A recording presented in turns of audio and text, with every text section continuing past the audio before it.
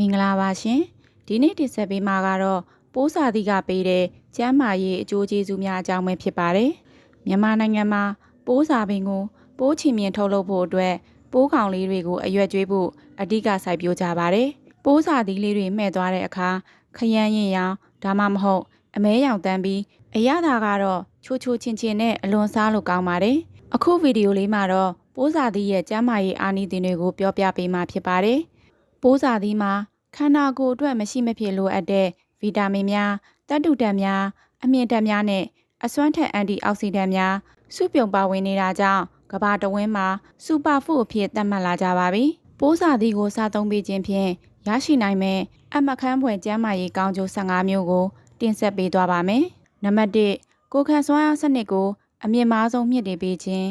းလူတစ်ယောက်ရဲ့ခန္ဓာကိုယ်ထဲကိုပြင်ပကဗိုင်းရပ်စ်ဘက်တီးရီးယားနဲ့ရောဂါပိုးမွှားတွေမဝင်ရောက်နိုင်အောင်တားဆီးပေးတဲ့အရာကတော့ကိုယ်ခံအားစနစ် immune system ပဲဖြစ်ပါတယ်။ပိုးစာသီးမှာဗီတာမင် C အများများပါဝင်ပါတယ်။ပိုးစာသီးတစ်ခွက်စာအလေးချိန်အားဖြင့်100 ဂရမ်ခန့်ကိုစားသုံးရုံဖြင့်တစ်နေ့တာခန္ဓာကိုယ်ကလိုအပ်တဲ့ဗီတာမင် C ပမာဏရဲ့85%ခန့်ကိုပြည့်ဝစွာရရှိနိုင်ပါတယ်။ဗီတာမင် C ဟာခန္ဓာကိုယ်တွင်ယောဂပိုးမွှားတွေကိုတိုက်ဖြတ်ပေးတဲ့သွေးဖြူဦးဆဲထုတ်လုပ်မှုကိုလှုံ့ဆော်ပေးပြီးဆဲများပျက်စီးခြင်းကိုကာကွယ်ပေးပါတယ်။ဒါအပြင်ပိုးစာသီးမှာပါဝင်တဲ့အခြားသော drug ပေါင်းတွေကလည်းပြင်ပကူးစက်ရောဂါတွေတုပ်ကွေးမိတာတွေနဲ့ဖျားနာခြင်းတွေမဖြစ်ပွားအောင်တဘာဝတတိုင်းကြီးတစ်ဖွဲခုခံကာကွယ်ပေးပါတယ်။နံပါတ်2သွေးအားနဲ့ယောဂါကိုကာကွယ်ပေးခြင်းနဲ့သွေးလည်ပတ်မှုကောင်းမွန်စေခြင်းပိုးစာသီးဟာအခြားသောဘယ်ရီသီးအနွယ်ဝင်တွေနဲ့မတူဘဲတန်ထက်ကြွယ်ဝစွာပါဝင်မှုမှာထိတ်ဆုံးကရှိနေပါတယ်။တန်ထက်ဟာ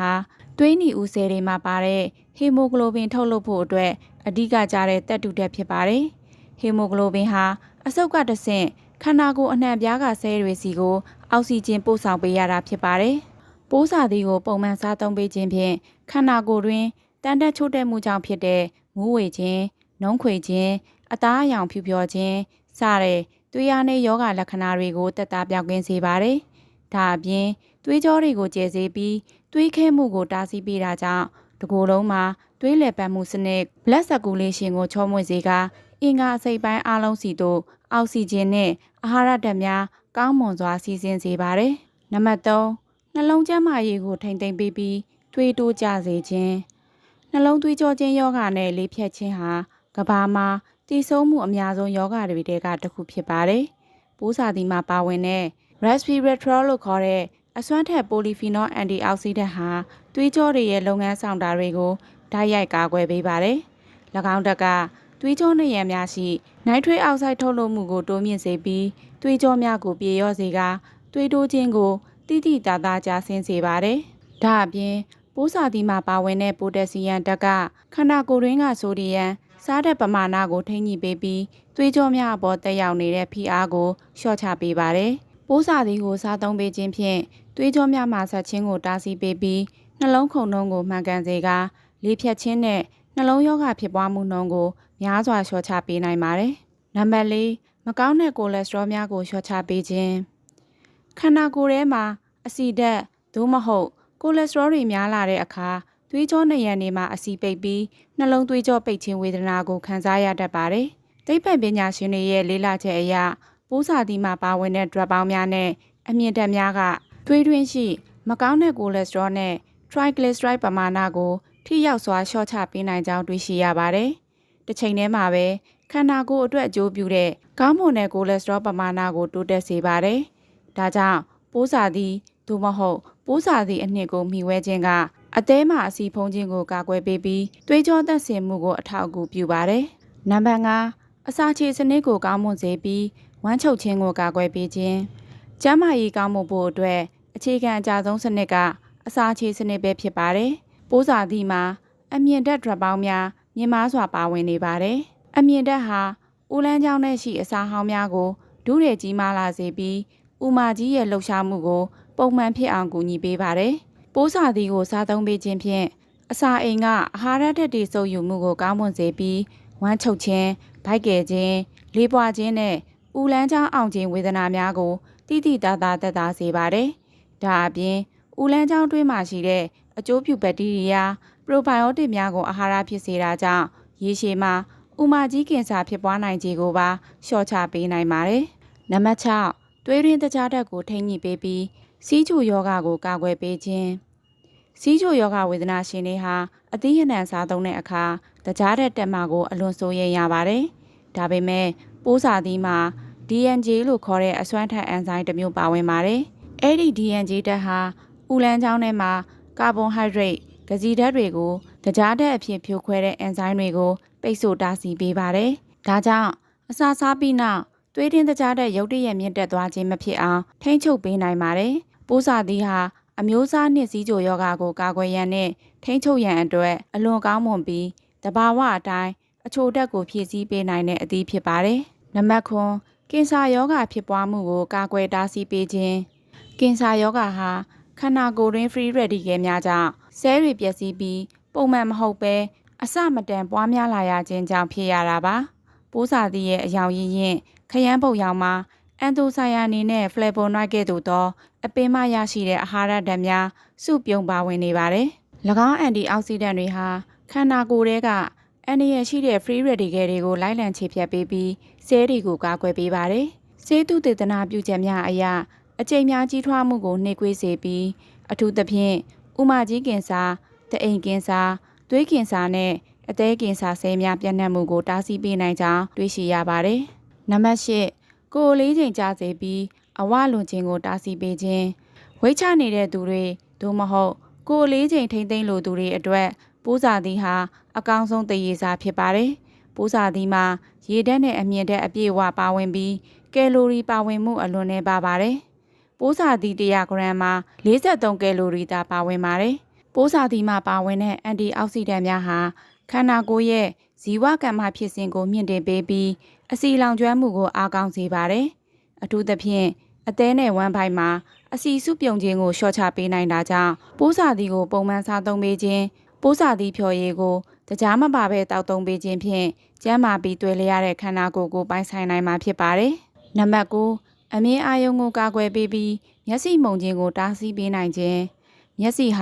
လူသားတွေအတွက်အလွန်တန်ဖိုးရှိပြီးထိမ့်သိမ်းရခက်ခဲတဲ့အင်္ဂါအစိတ်ပိုင်းတစ်ခုဖြစ်ပါတယ်။ယနေ့ခေတ်မှာဖုန်းကွန်ပျူတာစကရင်တွေကိုရေရှည်ကြည့်ရှုခြင်းကြောင့်မျက်စိညောင်ညခြင်းမျက်စိမှုန်ခြင်းဝေဒနာကိုလူတိုင်းလိုခံစားနေရပါတယ်။ပိုးစာသီးမှာမျက်စိကျန်းမာရေးအတွက်မရှိမဖြစ်လိုအပ်တဲ့ဇီစံသင်းလို့ခေါ်တဲ့ကယ်ရိုတီနိုက်ဓာတ်တစ်မျိုးကျွဲဝစာပါဝင်ပါတယ်။အဲ့ဒီဓာတ်ဟာမျက်စိရဲ့အမြင်လွှာပေါ်ကိုဓာတ်ရိုက်ကျရောက်လာတဲ့အန္တရာယ်ရှိတဲ့ခရမ်းလွန်ရောင်ကြီးတွေနဲ့ဖုန်းစကရင်ကထွက်လာတဲ့အပြာရောင်လင်းနှန်းတွေကိုစုပ်ယူဖယ်ရှားပေးပြီးမျက်စိအတွင်းပိုင်းဆဲတွေပျက်စီးမှုကိုလျှော့ချပေးပါတယ်။ဒါအပြင်အသက်ကြီးလာတဲ့အခါဖြစ်တတ်တဲ့မျက်စိတိမ်ဆွဲခြင်းနဲ့ဗဟိုမြင်ကွင်းကွယ်ပြောက်တဲ့ယောဂမာကူလာဒီဂျန်နရေးရှင်းတို့ကိုထိရောက်စွာကာကွယ်ပေးပါတယ်။နံပါတ်10အုံနောက်စွမ်းဆောင်ရည်ကိုမြင့်တင်ပေးပြီးအန်ဇိုင်းမာယောဂကိုကာကွယ်ပေးခြင်းလူတစ်ယောက်ဟာအသက်အရွယ်ရလာတာနဲ့အမျှအုံနောက်ဆဲတွေတဖြည်းဖြည်းနုပြိုမှုရောနေလာပြီးမှတ်ညံချို့တဲ့ဝေဒနာကိုခံစားရတတ်ပါတယ်။ပိုးစာသီးမှာပါဝင်တဲ့အန်တီအောက်ဆီဒန့်အများအများဟာအုံနောက်ဆဲတွေမှာအောက်ဆီဂျင်တက်တိုးမှုကြောင့်ဖိစီးမှုဖြစ်ခြင်းကိုလျှော့ချပေးပါတယ်။ဆေးသုတေသနပြုချက်များအရပိုးစာသီးဟာအုံနောက်တွင်းရှိအာယုံကြောဆဲများအချင်းချင်းဆက်သွယ်မှုကိုအားကောင်းစေပြီးမှတ်ညံစွမ်းရည်နဲ့တင်ယူနိုင်စွမ်းရည်ကိုတိုးတက်စေကြောင်းသိရပါတယ်။ဒါအပြင်အသက်ကြီးသူတွေမှာအဖြစ်များတဲ့အန်ဇိုင်းမာနဲ့ပါကင်ဆန်ယောဂများဖြစ်ပွားနိုင်ခြေကိုတိတိတသားလျှော့ချပေးနိုင်ပါတယ်။နံပါတ်7အယိုးနဲ့သွားများကိုခိုင်မာစေခြင်းအသက်အရွယ်ကြီးရင်လာတဲ့အခါအယိုးပွားခြင်းနဲ့အယိုးကျိုးလွယ်ခြင်းဝေဒနာဟာ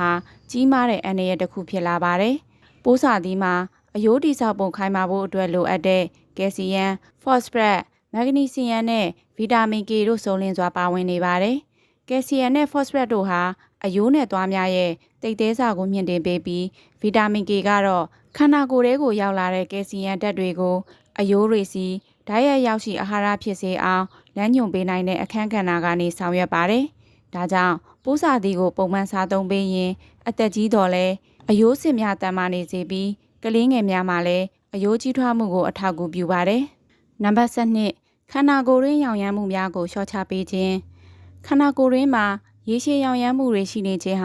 ာနှလုံးရောဂါကင်ဆာအဆစ်မြစ်ရောင်ယောဂနဲ့အခြားသောနာတာရှည်ယောဂတွေရဲ့အဓိကအကြောင်းရင်းခံဖြစ်ပါတယ်။ ပိုးစာသီးရဲ့ရွက်နဲ့အသီးမှာပါဝင်တဲ့ဖိုက်တိုနျူထရီယန့်တွေဟာခန္ဓာကိုယ်တွင်းကရောင်ရမ်းမှုကိုဖြစ်စေတဲ့စိုက်တိုကိုင်းများထွက်ရှိမှုကိုပိတ်ဆို့ပေးနိုင်တဲ့အစွမ်းရှိပါတယ်။အထူးသဖြင့်လေးဖက်နာအဆင့်မြင့်ရောင်ယောဂါအာသရိုက်တစ်ခေါင်းယောဂါခံစားနေရသူများမှာပိုးစာသီးစားသုံးပေးခြင်းဖြင့်အဆင့်မြင့်များနာကျင်ကိုက်ခဲခြင်းနဲ့ရောင်ရမ်းခြင်းများကိုတဘာဝအတိုင်းသက်သာရောပါစေပါတယ်။နံပါတ်73အိုမင်းရင်းရော်မှုကိုတားဆီးပေးပြီးအသားအရည်ကိုစိုးပြေဝင်ပါစေခြင်း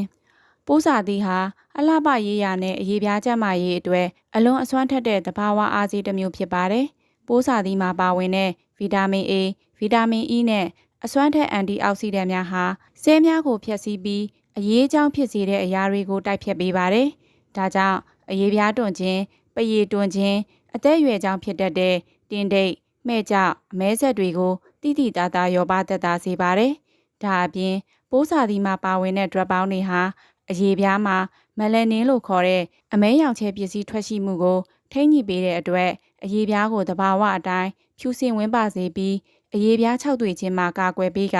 အမြဲတမ်းဆူပြေနုပြိုနေစေပါတယ်။နံပါတ်14သပင်ကိုတန်ဆွမ်းစေပြီးထိပ်ပြောင်ခြင်းနဲ့သပင်ဖြူခြင်းကိုကာကွယ်ပေးပါတယ်။ပိုးစာသီးမှာပါဝင်တဲ့အာဟာရဓာတ်တွေဟာစံကေတာကျန်းမာရေးအတွက်လည်းအထူးကောင်းမွန်ပါတယ်။ပိုးစာသီးမှာပါဝင်တဲ့အစွမ်းထက်ဓာတ်ပေါင်းတွေဟာသပင်အမြင့် hair follicle တွေကိုလှုံ့ဆော်ပေးပြီးသပင်အသစ်တွေကိုအချိန်အဟုန်နဲ့ထွက်အောင်ကူညီပေးပါတယ်။အထူးသဖြင့်ပိုးစာသီးမှာပါဝင်တဲ့တန်တန်းနဲ့အန်တီအောက်ဆီဒန့်များဟာအရေပြားစီတို့သွေးလက်ပတ်မှုကောင်းစေပြီးသပင်ကျွတ်ခြင်းထိပ်ပြောင်ခြင်းတို့ကိုတားဆီးပေးပါတယ်။ဒါအပြင်တရုတ်ရိုးရာဆေးပညာအရပိုးစာသီးကိုပုံမှန်စားသုံးပေးခြင်းဖြင့်အသက်မကြီးခင်သပင်ဖြူခြင်းကိုကာကွယ်ပေးပြီးသပင်ကိုနှက်မှောက်တန်ဆွမ်းစေတယ်လို့ဆိုပါတယ်။နံပါတ်15အရေပြားယောဂများကိုသက်သာစေခြင်းပိုးစာသီးရဲ့အရေသို့မဟုတ်အနှစ်ဟာအရေပြားရောင်ရမ်းမှုတွေကိုလျှော့ချပေးနိုင်တဲ့အာနိသင်ရှိပါတယ်။အရေပြား၆သွေးလုံးလို့ရရန်နာအသားပတ်တာအနီခွက်ထတာတွေအပြင်အဇီးမဝေဒနာခံစားနေရသူတွေအတွက်ပိုးစာသီးဟာအလွန်အသုံးဝင်ပါတယ်။ပိုးစာသီးကိုပုံမှန်စားသုံးပေးရင်ခန္ဓာကိုယ်အတွင်းပိုင်းကနေအရေပြားဆဲတွေကိုရေတက်ဖြစ်တင်ပေးပြီးအရေပြားရဲ့တဘာဝခုခံအားစနစ်ကိုမြင့်တင်ပေးတာကြောင့်အလွယ်တကူအရေပြားရရန်ခြင်းမဖြစ်အောင်ကာကွယ်ပေးပါတယ်။ဒီကုန်းချုပ်အားဖြင့်ပိုးစာသီးလေးတွေဟာသေးငယ်ပြီးလူတော်တော်များများကသတိမထားမိကြပေမဲ့သူ့မှာပါဝင်တဲ့အာဟာရတန်ဖိုးနဲ့ကျန်းမာရေးကောင်းကျိုးတွေကလူသားတို့ရဲ့ခန္ဓာကိုယ်တစ်ခုလုံးရှိအင်္ဂါစိတ်ပိုင်းအားလုံးကိုထိရောက်စွာအကျိုးပြုနိုင်စွမ်းရှိပါတယ်။ကိုယ်ခံအားစနစ်ကိုမြင့်တင်ပေးခြင်းနှလုံးနဲ့စီးချိုယောဂများကိုထိန်းညှိပေးခြင်းအမြင်အာရုံနဲ့အုံနောက်ဆွမ်းဆောင်ရည်ကိုကာကွယ်ပေးခြင်းတို့အပြင်အလှပရည်ရအပိုင်းထိပါဆေးဘက်ဝင်လာပါတယ်။ပိုးစာသီးကိုလက်လက်ဆက်ဆက်သဘာဝအတိုင်းစားသုံးနိုင်သလိုတကြားမပါဘဲဖြော်ရည်လှုပ်တောက်ခြင်းဒိန်ချင်ထဲမှာထည့်သွင်းစားသုံးခြင်းတို့ဖြင့်သူ့ရဲ့အာဟာရကိုအပြည့်အဝရရှိနိုင်ပါတယ်။ဒါပေမဲ့ဘယ်အသီးနှံမဆိုတန်ဆေးလွန်ပေးဖြစ်တတ်တာကြောင့်စီးချိုကြဆေးပုံမှန်တောက်နေရသူများသို့မဟုတ်ကြောက်ကက်ယောဂအပြင်းထန်ခံစားနေရသူများအနေနဲ့မိမိတို့ရဲ့ဆရာဝန်နဲ့တိုင်ပင်ပြီးတင့်တင့်မျှတတဲ့ပမာဏကိုသာစားသုံးသင့်ပါတယ်။ပိုးစာသီးကိုမိမိတို့ရဲ့နေ့စဉ်စားသောက်မှုပုံစံမှာထည့်သွင်းစားသုံးပြီးယောဂဗျာကင်းဝေးကအသက်ရှည်ကျန်းမာတဲ့လူမှုဘဝကိုတည်ဆောက်နိုင်ကြပါစေကြောင်းဆုမွန်ကောင်းတောင်းလိုက်ရပါတယ်။နောက်ရက်တွေမှာလည်းဘုဟုတုဒရစရာအစီအစဉ်လေးတွေကိုတင်ဆက်ပေးသွားမှာမို့ကျမတို့ရဲ့ channel လေးကို like and subscribe လုပ်ထားပေးကြပါအောင်ရှင်။အဆုံးထိကြည့်ရှုပေးကြတဲ့တဦးတယောက်ချင်းစီတိုင်းကိုအထူးပဲကျေးဇူးတင်ပါတယ်။တာယာတဲ့နေလေးကိုပိုင်ဆိုင်နိုင်ကြပါစေရှင်။